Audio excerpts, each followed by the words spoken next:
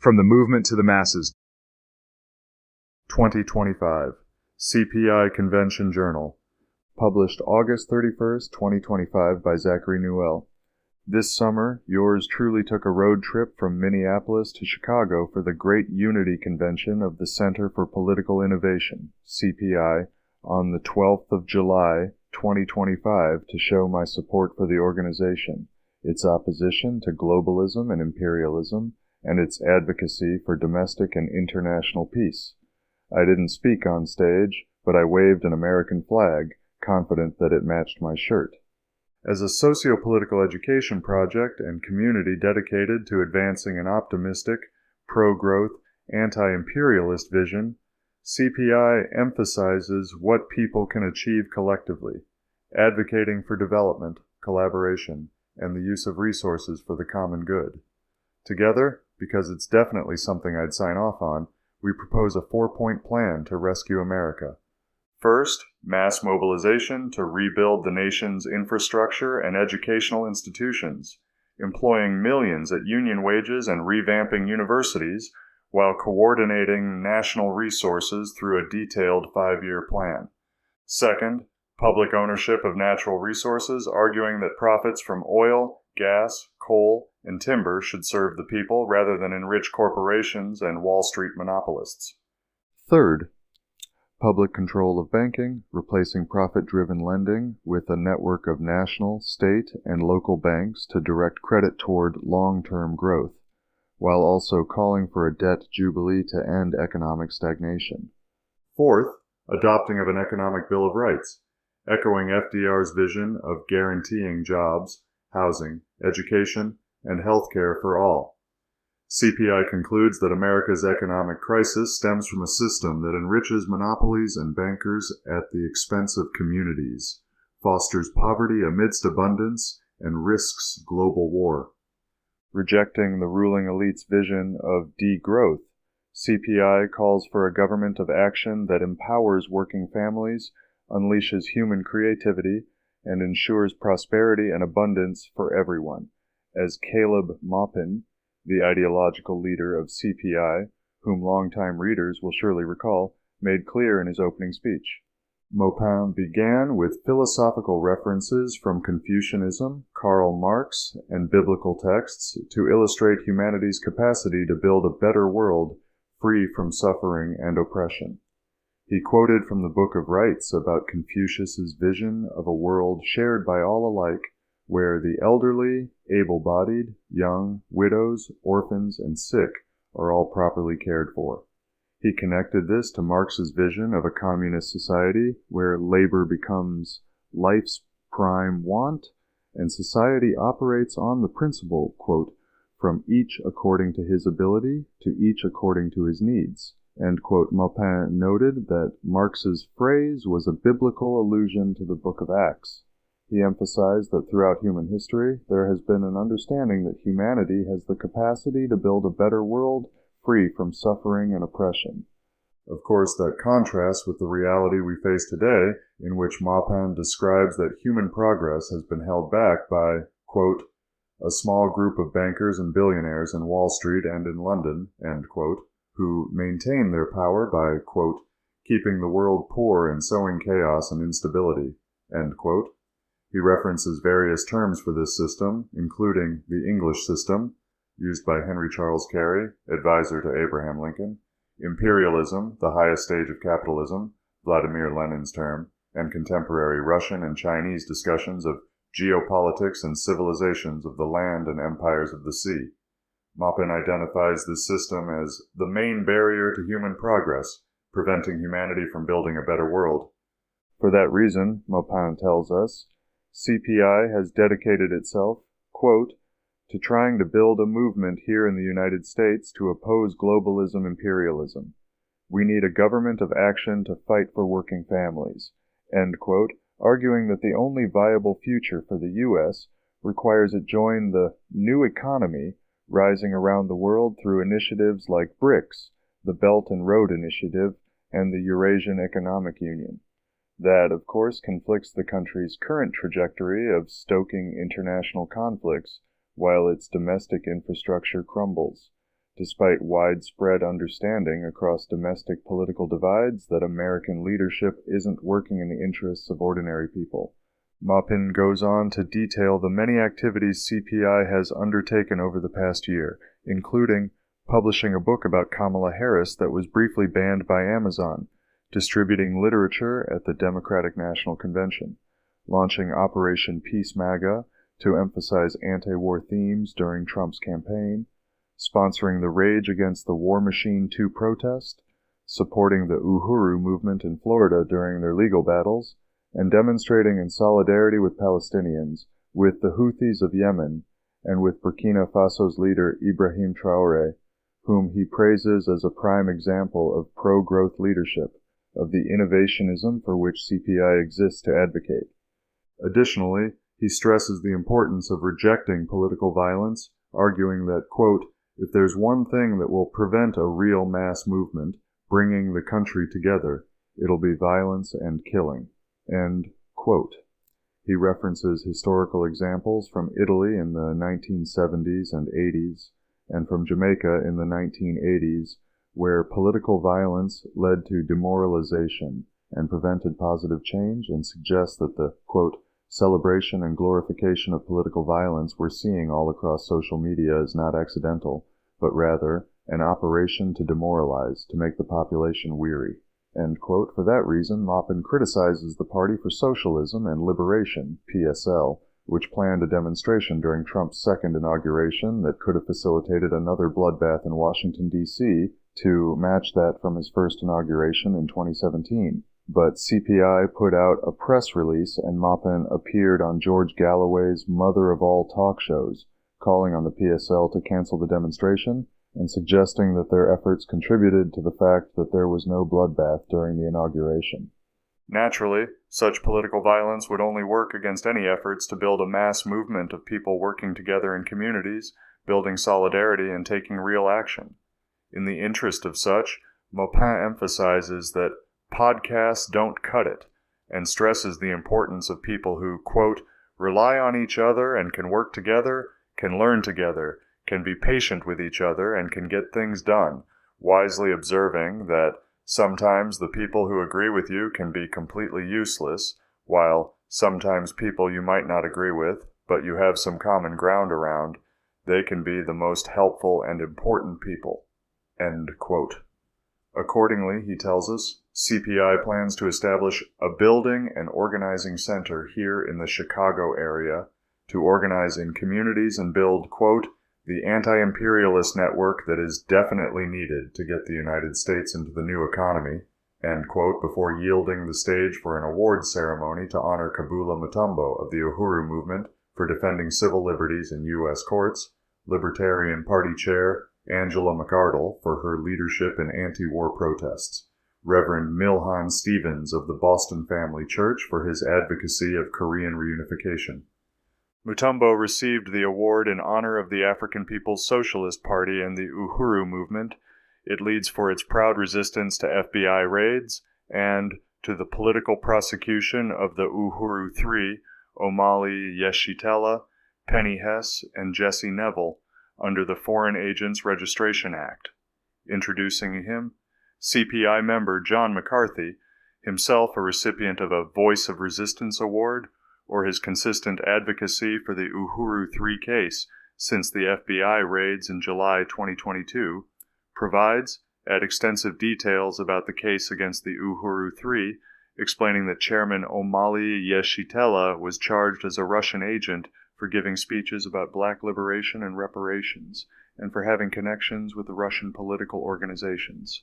McCarthy highlights how the jury inconsistently acquitted the defendants of being Russian agents, but found them guilty of conspiracy charges, and emphasizes that the defendants were sentenced to community service, essentially what they were already doing in their communities, such as with their response to a current crisis in St. Louis, where tornado damage was being used as pretext to displace black residents from North St. Louis by tagging houses and cutting power to force residents out in the interest of expanding the National Geospatial Intelligence Agency facility.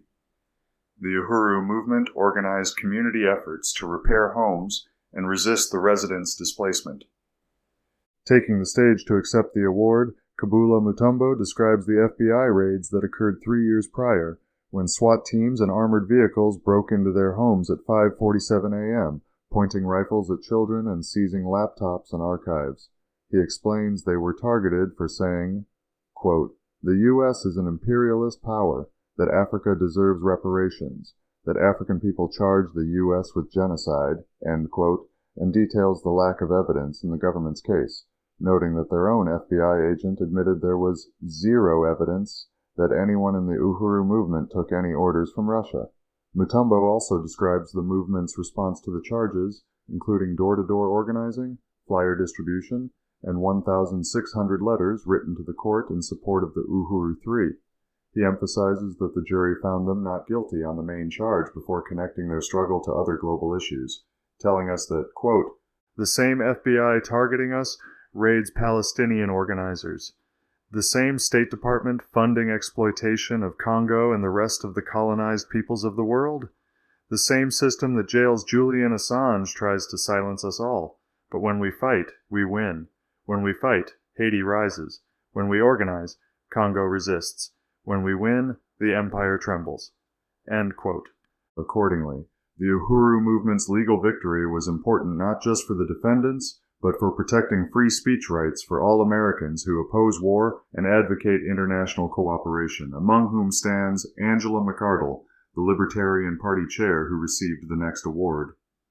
Honored for her efforts organizing the Rage Against the War Machine rally in early 2023, which brought together people from across the political spectrum to oppose U.S. involvement in the Ukraine war, McArdle first expresses her appreciation for CPI's efforts to bridge political divides and observes that anti-war sentiment among the American populace seems to be reaching new heights. McArdle goes on to describe her own experience organizing the anti-war rally while 7 months pregnant, eventually hosting it with her 2.5-month-old baby, calling the rally an issue coalition project that united people from different political backgrounds, particularly libertarians and communists, before humorously noting that working with communists was so much easier than working with some members of her own party. Still, she details challenges faced while planning the rally, including a controversy surrounding one of the invited speakers that nearly derailed the entire event.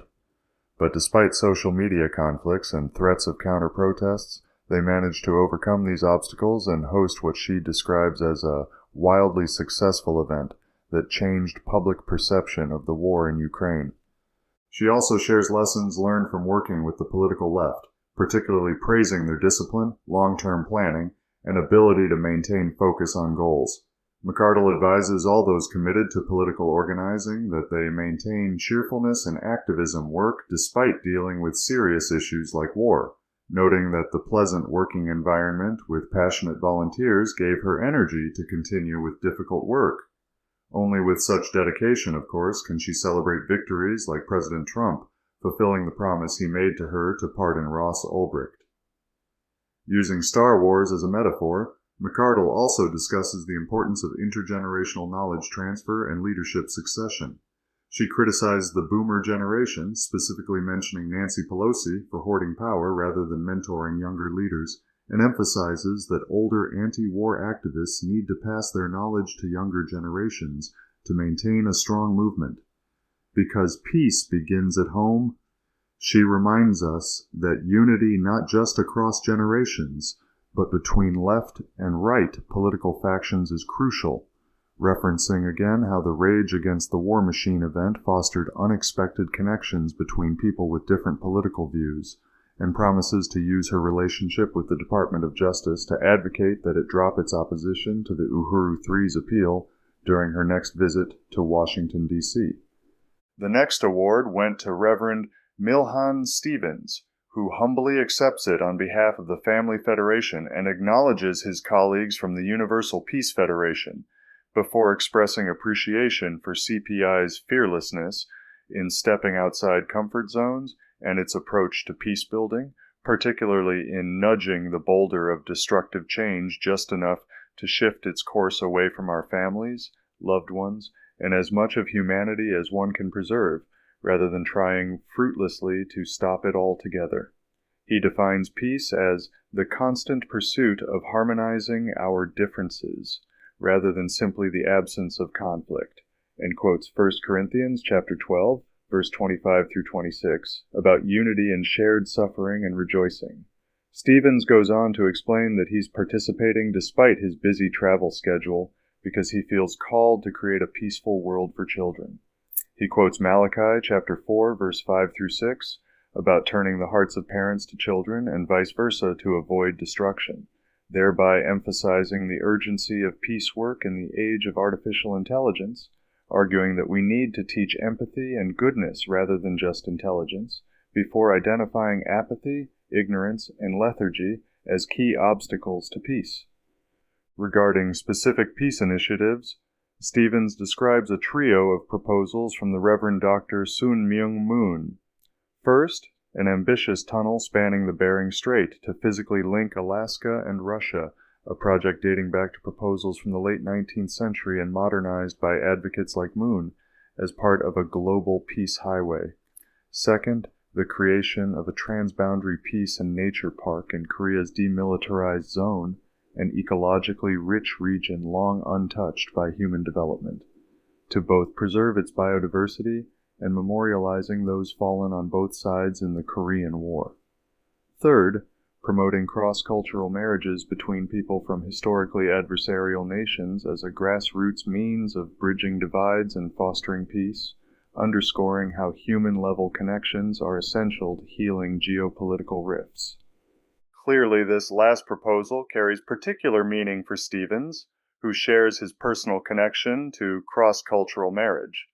Being the child of an American father and Japanese mother whose marriage initially faced rejection from his Japanese grandparents due to post-World War II tensions before the birth of his sister, changed his grandparents' hearts. Stevens concludes his speech and the convention's morning session by sharing stories about Reverend Moon and Mother Moon's early spiritual experiences. He recounts how Father Moon, after asking God about suffering, felt called to dedicate his life to pursuing world peace despite persecution and imprisonment, while Mother Moon, traumatized as a child during the Korean War, resolved at age 7 to devote her life to creating peace, commitments they have both upheld ever since. Accordingly, Stevens challenges the audience to consider their own role in creating peace, telling the audience, quote, "Let's innovate together." Iranian-American activist Sayed Hosseini launched the convention's afternoon session with a powerful and wide-ranging speech linking Iran's history, Shia tradition, and global struggles into a call for justice and resistance. Hosseini begins by thanking the audience for being present, quote, "not just physically in this room, but emotionally, intellectually, and spiritually," end quote, framing the discussion as being about truth, dignity, and the cost of standing alone when the world demands your silence. Referencing the convention's branding, "Working families first, defeat the deep state for a new world of peace and innovation," Hosseini asks what kind of peace is being discussed and who gets to innovate. He argues that peace means different things to different people. For some, it's bomb stopping. For others, it's a ceasefire to bury their children. And for those in power, it often means, quote, "total silence, total obedience, and total submission. But peace is not the absence of war. Peace is the presence of justice," end quote. Of course, from the simple mention of a ceasefire, you know that Hosseini's talking about Palestine, but he's also talking about Iran, challenging the portrayal of Iran in Western media as a villain, noting that Iran hasn't started a single war since 1979, despite being surrounded by bases, bombed, sanctioned, threatened, lied to for 45 years. He recounts how, in the 1980s, Saddam Hussein invaded Iran with backing from the U.S., European countries, and Arab monarchies, using chemical weapons on Iranian civilians. He emphasizes that Iran survived not because of military might or nuclear weapons, but because of its belief in resistance. He states that what global empires fear most is, quote, "a nation that refuses to kneel, and people who say we will stand alone. We will pay the price, but we will not sell our soul," end quote. In particular, Hosseini addresses the recurring claims about Iran seeking nuclear weapons, noting that Israel has been claiming since 1992 that Iran is a year or two away from having a nuclear bomb, with similar claims repeated in 1995, 2003, 2006, 2010, and 2012. He argues that if Iran truly wanted nuclear weapons, it would have them by now. He points out the double standard where Israel possesses nuclear weapons without signing the Non-Proliferation Treaty, allowing inspections or facing sanctions, while continuing to bomb Syria, threaten Iran, invade Lebanon, and occupy Palestine, and yet somehow it is never the problem. Ditto the U.S., which claims always that we are the good guys, we want peace, despite supporting coups in Latin America, assassinating of elected leaders, overthrowing foreign governments, bombing Cambodia, leaving Afghanistan in ruins, invading Iraq in 2003 based on a lie, and destroying Libya. Naturally, Hosseini argues that real peace doesn't come from predator drones, sanctions that starve children, or selective outrage where, quote, some lives are sacred and others are disposable. He acknowledges that Iran isn't perfect, but defends its support for Palestine, Yemen, and the oppressed of the world as stemming from its own experience of isolation. Hosseini links it also to the doctrine of resistance in Shia Islam as a political culture evolved through over 1,000 years of oppression, describing how Shia communities historically were marginalized minorities within empires, facing imprisonment, execution, and silencing, yet built a tradition of resistance even when standing alone. He recounts the story of Hussein, grandson of the Prophet Muhammad, who in 680 CE refused to give allegiance to a corrupt, brutal empire, despite being vastly outnumbered. Hussein was killed along with his family, but became immortal as a symbol of resistance to tyranny. Hosseini connects Hussein to other revolutionary figures like Che Guevara, describing him as a symbol for anyone who stands when others choose silence, while resistance is something humanity creates every time the powerful abuse the powerless. Hosseini then broadens his discussion to resistance movements beyond Iran and Islam. He discusses Latin America, particularly Che Guevara, who abandoned privilege to fight against hunger and colonialism in South America. He lists U.S. interventions in Guatemala in 1954, in Chile in 1973, its occupation of Nicaragua from 1912 to 1933, in El Salvador in the 1980s, in Panama in 1989, and ongoing efforts to subvert Venezuela, asking, quote, what is that if not deep state policy? What is that if not the crushing of resistance? Accordingly, Hosseini draws parallels between Shia Muslim resistance and Latin American resistance movements, arguing that both were not about winning battles, but about not giving in, and sees the spirit of resistance living on in Palestine, Cuba, which has withstood 60 years of sanctions, and Venezuela. Which of course would lead almost anyone to ask, did any of that profit the average American? Of course not. Turning to domestic American issues, Hosseini discusses economic hardship in California, where even those earning $100,000 annually are considered low income. He contrasts American struggles with the billions in aid sent to Israel, $3.8 billion annually in direct military aid, plus $14 billion added recently. He argues this money could provide health care for millions, universal pre-K education, or housing vouchers for homeless veterans. Instead, it goes to an apartheid regime that denies Palestinians the most basic human rights, and an army that receives free health care while Americans choose between groceries or insulin. He criticizes the political system where questioning foreign aid leads to being labeled anti-American or anti-Semitic. Returning to Palestine, Hosseini rejects claims that the situation is complicated. He states plainly, colonialism is not complicated. Apartheid is not complicated. Describing neighborhoods leveled in Gaza, ambulances targeted, journalists shot, and basic services blocked. Hosseini asks the audience to imagine their response if someone, quote, kicks you out of your home, burns your village, shoots your brother, imprisons your sister, starves your community, end quote. He points out that international law declares occupation, targeting civilians, settlements, and ethnic cleansing illegal, but these laws are only applied to poor countries, brown countries, countries without billion-dollar lobbyists, highlighting the double standard where, quote, when Israel bombs a hospital, it's self-defense. When a Palestinian throws a rock, it's terrorism. When Iran responds to an assassination on its soil, it's destabilizing the region. But when the U.S. assassinates foreign generals in another sovereign country, restoring order. I'm sure you see the game by now. It's not about peace, it's not about law, it's about power. End quote. Accordingly, Hosseini implores us, let's reclaim this word resistance, arguing that it is, quote, not chaos, not hatred, not destruction, but the most human act in the face of dehumanization. End quote. He describes resistance as workers organizing unions, students refusing silence, families rebuilding after bombings, and cultural expressions like graffiti declaring we exist, or poetry written behind barbed wire. He defends Iran's support for resistance groups as standing with, quote, people who fight back when their homes are taken, their families are killed, and their futures erased. End quote. He argues Iran's stance comes from remembering its own trauma and following a simple doctrine. Wherever oppression exists, we stand with the oppressed.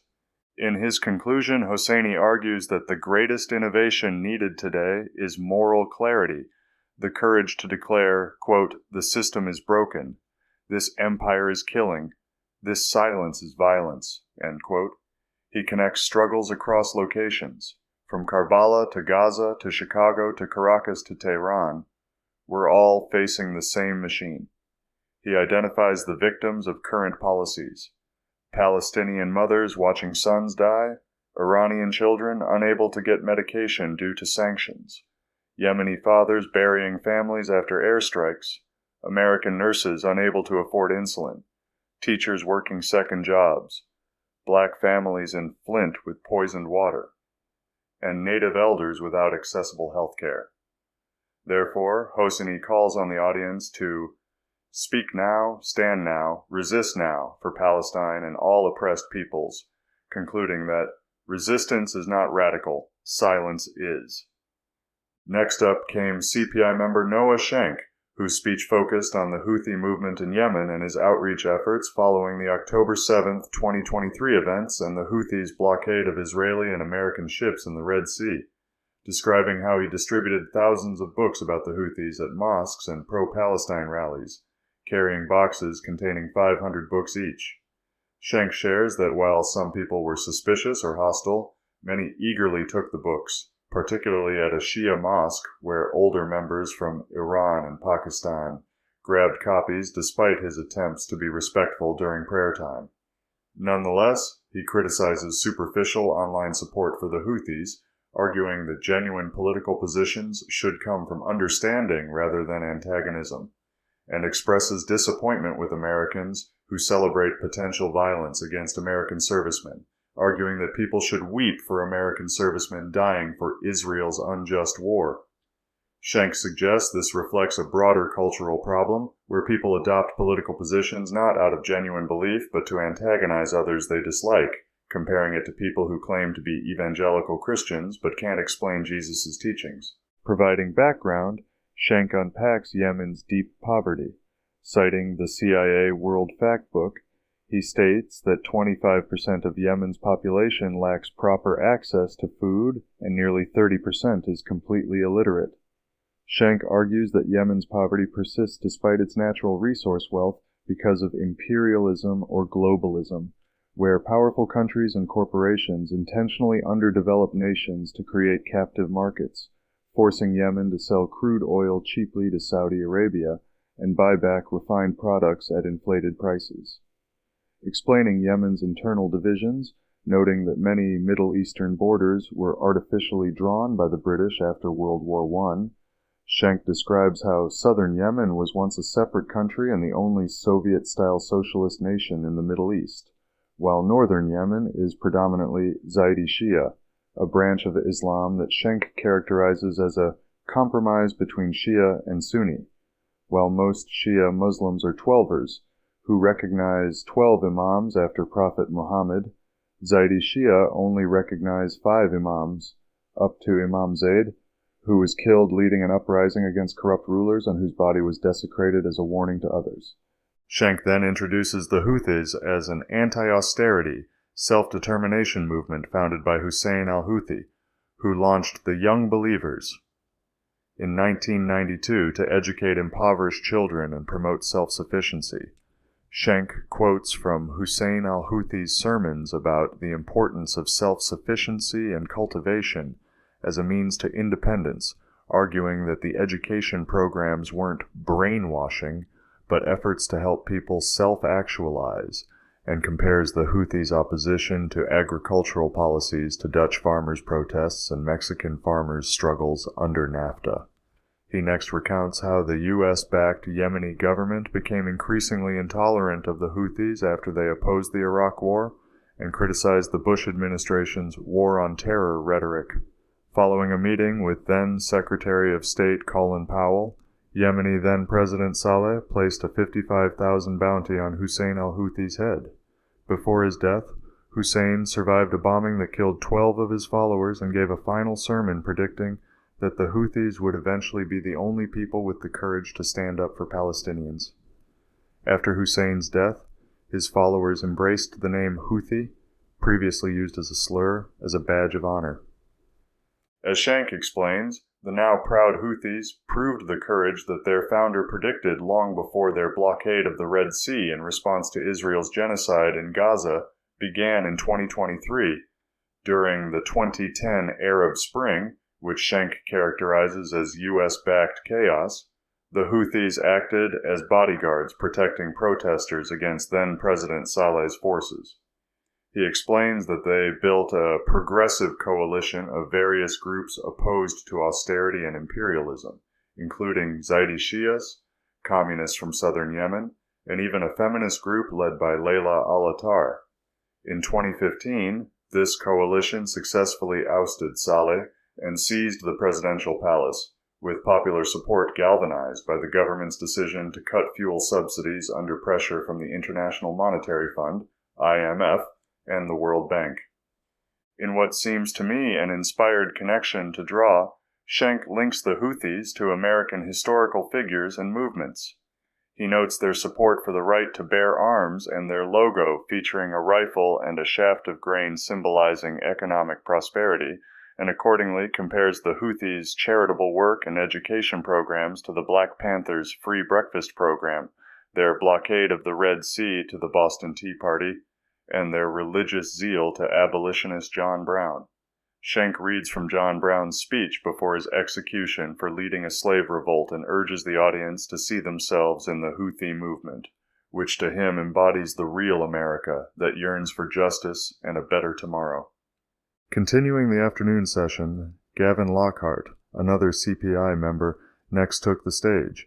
Lockhart began his speech with an explanation of how his political awareness began with his progressive parents, who had encouraged him to follow current events. As a teenager, he read Wikipedia articles and was introduced to Al Jazeera by his sister. He describes learning that Al Jazeera had fabricated a story about Muammar Gaddafi bombing his own people in Tripoli, which led him to question mainstream media narratives.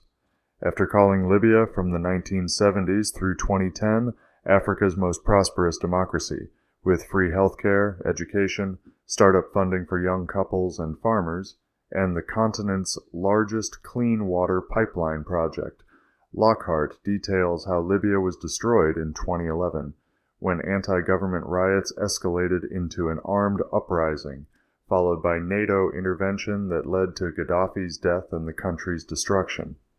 The uneven coverage of those events in alternative media soon led Lockhart to the aforementioned Caleb Maupin, whose article about Libya that resonated enough with him for Lockhart to join SYNA, Students and Youth for a New America, founded by Maupin in 2016 after he left the Workers' World Party.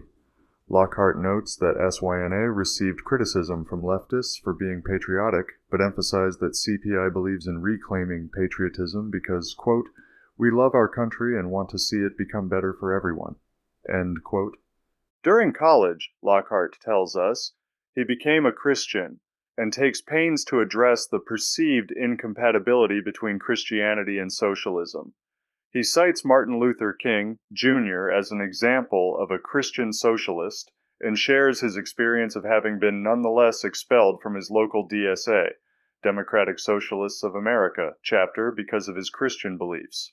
Afterward, Lockhart, quote, began to wonder if left and right have become irrelevant categories. I'd strongly agree with Jim Hightower when he said today that politics isn't left versus right, it's top versus bottom. End quote, while he hastens to add that CPI is not an exclusively communist organization. Lockhart still recognizes communism's achievements while acknowledging its flaws. He observes that many socialist or anti-imperialist countries today are more religious than Western pro-imperialist countries, citing examples from Cuba, Iran, Venezuela, and Nicaragua. And while China represents an exception among communist countries with its market-based economy, it has lifted almost 1 billion people out of extreme poverty. That, for Lockhart, demonstrates socialism's compatibility with Christian values. To underscore it, he quotes Matthew, chapter 25, verse 35 through 36, about helping the hungry, thirsty strangers, naked, sick, and imprisoned. Lockhart concludes his speech with another example of Christian values, sharing the parable of the Good Samaritan to make a different point, that achieving common goals requires unity across political and religious divides. Quote, the people we're being taught to hate, just as the Jews were taught to hate the Samaritans, are the people we need us in the fight against imperialism and all of the edifices it builds to justify itself. We need to find our commonalities, not what divides us. We need to stop saying that only if you completely agree with every one of our 52 points, we can let you into our group. We need to unite to fund healthcare, housing, schools, and to clean up the environment and to stop funding endless wars. We need to work with everyone who agrees with these goals, whether they're a conservative Christian like me, or a Muslim, or any other religion, whether they're an African nationalist or a libertarian, or any other political belief. This is what CPI stands for. End quote. In this way, Lockhart frames CPI's mission as building a broad, principled coalition that transcends ideological and religious boundaries, uniting all who share a commitment to peace, justice, and the uplift of working families against imperialism, a group of which one should certainly feel proud to call oneself a member. Next, Jeff Young took the stage, a longtime political activist from Kentucky, the suppression of whom by the Democratic Party of that traditionally Republican state inspired him to co-found the Kentucky Party. Young introduced himself as a 45-year resident of Lexington, Kentucky, originally from Massachusetts, and shares his first political thought at age 6 during the Cuban Missile Crisis, when he questioned the purpose of nuclear weapons and concluded they should be eliminated. He describes his brief libertarian phase in high school before discovering Noam Chomsky's work, which revealed to him how mainstream media often functions as propaganda regarding U.S. foreign policy and military actions, allowing him to identify spin, falsehoods, and distractions in reporting, in which mainstream media presents what the system wants you to think rather than reality. No longer watching television news even to analyze it, today he gets all his information online. Young then describes working for the Kentucky state government for 15 years before retiring early to become a full-time peace and environmental activist. He began running for office in 2012, initially as a Green Party member, then as a Democrat for U.S. House elections, and later as a Republican in 2020. Young details his experiences with both major parties, stating they employed similar tactics to marginalize his candidacies, including pretending he didn't exist and providing unreported in-kind contributions to preferred candidates. This led him to file multiple lawsuits against party leadership for election rigging, though all were dismissed by the courts.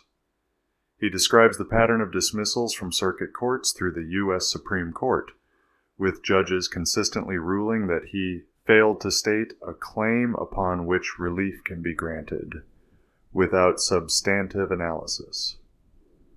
Based on his legal experiences, Young tells us, He concluded that the judicial branch is by far the most corrupt branch of government, with judges and lawyers ignoring or violating laws to protect the establishment. He emphasizes that without a functioning legal system, there are no checks and balances. After telling us of his experience with the major parties, Young recounts the formation of the Kentucky Party in 2024, which he co-founded with Jeff Vesta and Anna Keller. Unlike the Green Party, with its extensive platform, the Kentucky Party was established with just two core pillars, being pro-peace, anti-war, anti-nuclear weapons, anti-imperialism, anti-genocide, and anti-corruption in Kentucky. Young describes the Kentucky Party's inclusive approach, allowing anyone to join in supporting candidates regardless of their positions on other issues. He emphasizes the party's commitment to organizing debates for all candidates, even if major party candidates refuse to participate, and explains that the party aims to inform voters about their choices, rather than having them vote based on inertia or limited information from TV ads. Young concludes by suggesting that similar parties could be established in every state with simple, foundational principles like anti-imperialism, providing alternatives to the two major parties and forums for voter education. He emphasizes the importance of encouraging people to run for office regardless of financial resources, and closed with a philosophical reflection on what truly matters at the end of life, not political affiliations or wealth, but the relationships formed with others. Of course, when you boil it down, that's what politics is all about. Speaking next, we heard Keith Preston of Attack the System. First describing his early political consciousness beginning in elementary school during the Nixon era, Preston recounts his being taken to a Nixon campaign event where children were instructed to chant, "We want Nixon," but he instinctively refused to participate. He also shares his confusion about the Vietnam War as a child. Questioning why Americans were being drafted to fight in a foreign conflict, Preston explains how seeing a Vietnam veteran with a prosthetic arm at an amusement park prompted him to ask his father about the draft, leading to his early realization that he opposed government-mandated military service. He continued his contrarian political stance through his youth, supporting Jimmy Carter when his conservative community overwhelmingly favored Republicans. Detailing his involvement with various radical groups in his 20s, including the Industrial Workers of the World, Workers' Solidarity Alliance, anarchists, early Green Movement meetings, libertarians, and survivalist communities, Preston explains how he started a public access television show featuring discussions with people from different radical groups. When introduced to the internet, Preston decided to create a website as a pan-radical, pan-dissident platform where anti-establishment viewpoints from across the political spectrum could be expressed. The name attackthesystem.com was suggested by a young college student who attended their meetings. Since then, the site has been running for approximately 25 years, evolving through multiple iterations. Discussing how his platform has influenced others over its 25-year history, Preston describes encountering former readers or associates who have gone on to develop their own political initiatives, sometimes crediting his influence, and mentions receiving messages from people in other countries who have translated his books into languages like Portuguese.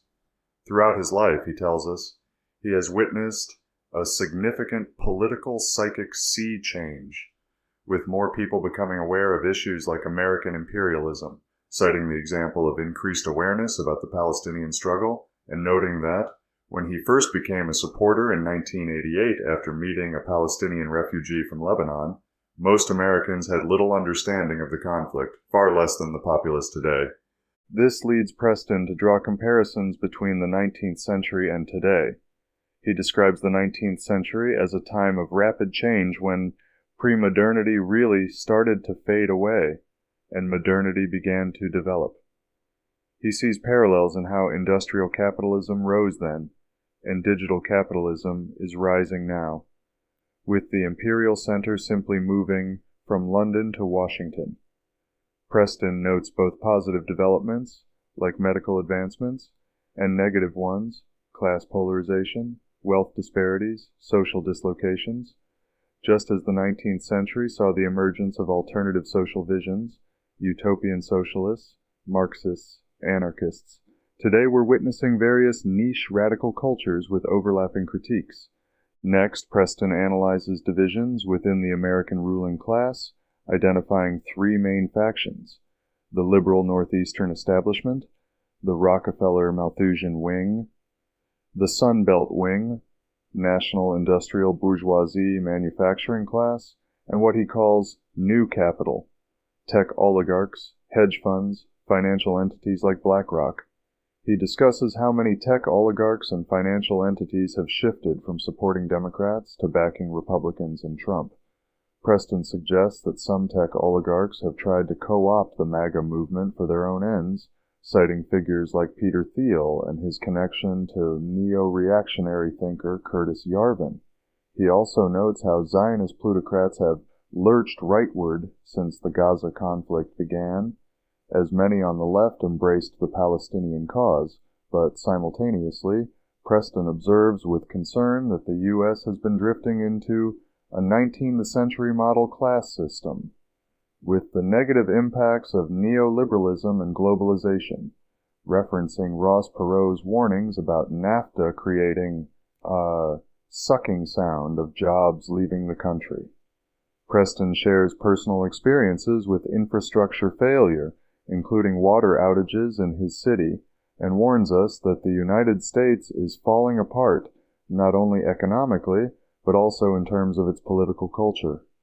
Preston concludes his speech with a warning about the potential for civil conflict in the U.S., similar to Italy's Years of Lead or Northern Ireland's Troubles.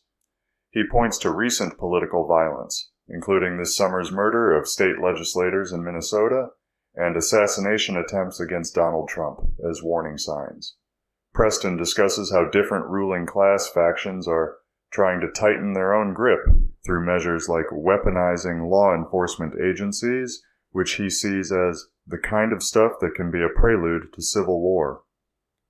On the international front, he notes the rise of multipolarity, which he views positively, alongside a global trend toward autocracy and increased repression by ruling classes who feel threatened by changing power dynamics. Quote, "A lot of ruling classes are worried that they are losing their grip.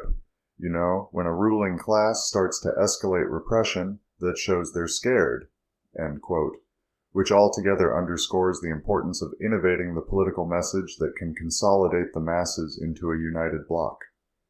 The convention's keynote speaker was also the one who traveled the farthest to attend, David Fox, a Boilermaker and union organizer hailing from Australia.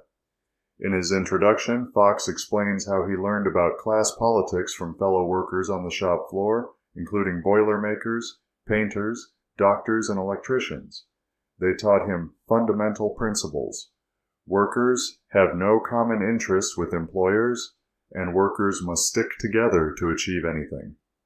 He proudly describes the Australian Union movement's history of supporting social causes and opposing imperialism. He provides examples including opposition to conscription during World War I, support for Indonesian independence by refusing to load Dutch ships, and dock workers refusing to load pig iron to Japan before World War II, in solidarity with Chinese people. He emphasizes how labor actions, including work stoppages, were crucial in Australia's withdrawal from the Vietnam War. Though he notes infiltration in the movement, likely referring to intelligence agencies like the CIA, which caused damage to labor solidarity, nonetheless, Fox tells us how many unionists continued international solidarity work, up to and including recent union contingents supporting Palestine at rallies. He mentions the need for more outreach and education among members who may not fully understand these issues. Fox goes on to highlight the historical achievements of the Australian labour movement, including being among the first to secure the 8-hour workday on the 25th of April 1856, when stonemasons in Melbourne marched and ceased work. He notes that Australian unions set benchmarks in occupational health and safety, holidays, and other benefits. He emphasizes that organizing begins with building relationships with ordinary people, and provides the example of an interaction with a Trump voter at his hotel who simply wanted a secure future for their family. He draws parallels to Australia, where similar circumstances exist with cost of living issues and housing crises leading to homelessness. He attributes these problems to neoliberalism and describes witnessing social decay, factory closures, and offshoring of manufacturing over the past 40 years. Of course, those domestic challenges compared with imperialist, foreign policies.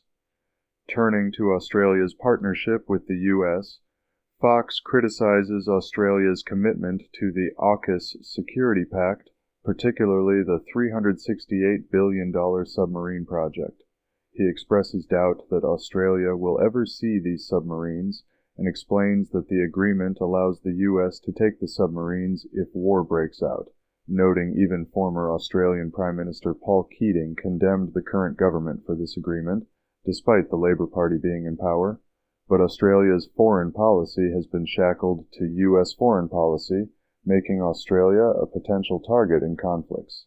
Fox naturally questions why Australia is positioning itself against China when China is Australia's biggest trading partner. And again quotes former Prime Minister Keating, who said Australia's security is in Asia, not from Asia, meaning that Australia's economic future lies with Asia. He therefore argues that imperialism and Anglo-American finance have held Australia back economically. From there, Fox returns to the history of the Australian labour movement, specifically to the Eureka Rebellion, beginning with gold discoveries in Victoria in 1851 that led to mass migration to the goldfields. The colonial government imposed a gold tax that had to be paid even by those who found no gold and by non-miners like shopkeepers.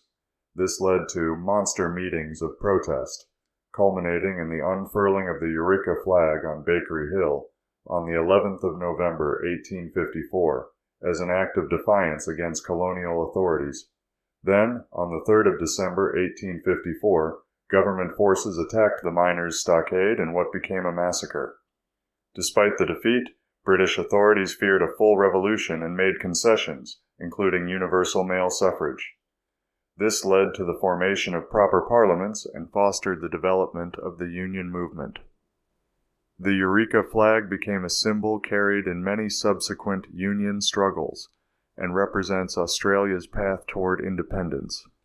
And in a heartwarming act of international solidarity, Fox presents the Eureka flag as a gift to his American hosts and quotes a motto of the Australian labor movement: "If you don't fight, you lose."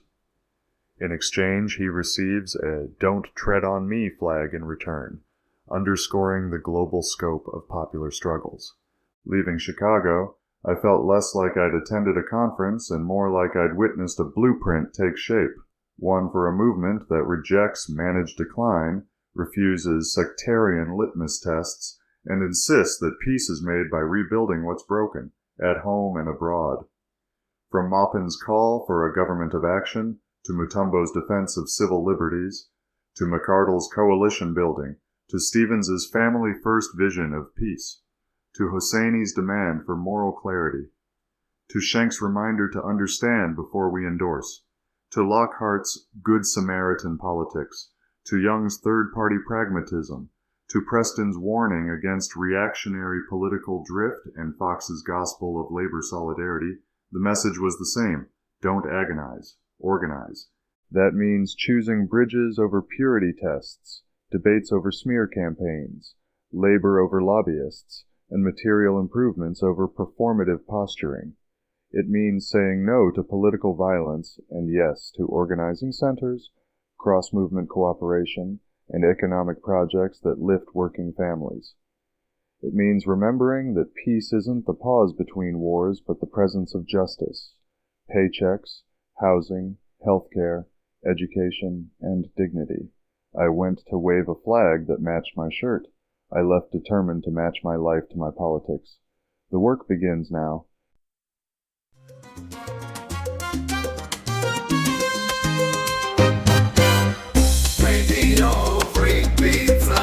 Radio Free Pizza is a reader-supported publication and listener-supported podcast.